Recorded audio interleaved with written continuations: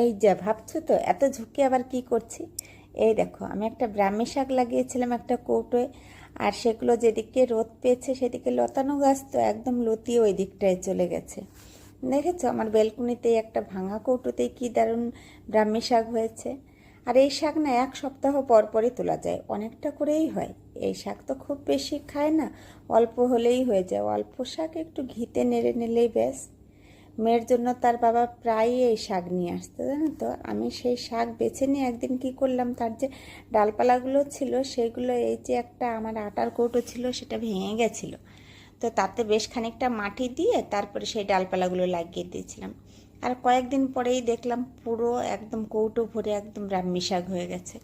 এখন আর কিনে আনতে হয় না, মাঝে মাঝেই এখান থেকেই হয়ে যায়।